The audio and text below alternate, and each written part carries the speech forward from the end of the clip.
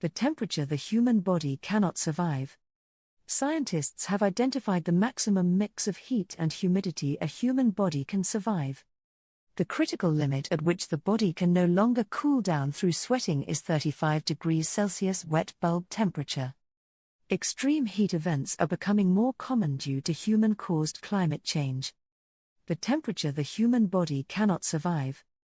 Scientists have identified the maximum mix of heat and humidity a human body can survive, known as the wet bulb temperature.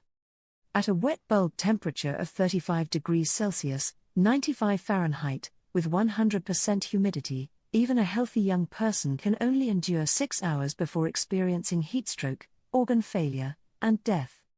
The frequency of wet bulb events has doubled over the last 40 years due to human-caused climate change, and if global temperatures warm 2.5 degrees Celsius above pre-industrial levels, wet bulb temperatures above 35 C will regularly occur worldwide. The most vulnerable to extreme heat are children, older people, and those without access to cooling measures. Climate change is not only impacting the environment but also our brains.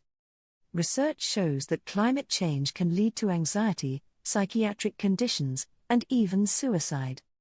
Dr. Joshua Wartell is the Vice Chair of the American Academy of Child and Adolescent Psychiatrist Resource Group on Climate Mental Health. The recent natural disasters in Hawaii and wildfires are causing traumatic responses in people. Climate distress, which is a worry about the future, is a real and present danger for many people.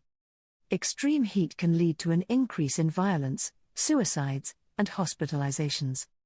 People experiencing distress can reach out to primary care doctors, therapists, or the Suicide and Crisis Hotline at 988. We are all in this together and need to take action to address the mental health impacts of climate change. Climate change is impacting not just the environment but also our mental health, with research indicating a link between extreme heat and an increase in anxiety, various psychiatric conditions and suicide rates. Dr. Joshua Wartell, Vice Chair of the American Academy of Child and Adolescent Psychiatrist Resource Group on Climate Mental Health, said that people are experiencing traumatic responses to climate change, such as direct impacts of natural disasters, watching events unfold, and climate distress. The latter is a worry about what the future holds. For every degree Celsius increase in temperature, there is a 4 to 6% increase in violence of all forms, a 0.7 to 2.1 increase in suicides, and more hospitalizations for many conditions. Wartell advised that people feeling distressed should reach out to a primary care doctor or therapist, and make sure they stay hydrated and know where their local cooling center is located. The Suicide and Crisis Hotline can be reached by dialing 988.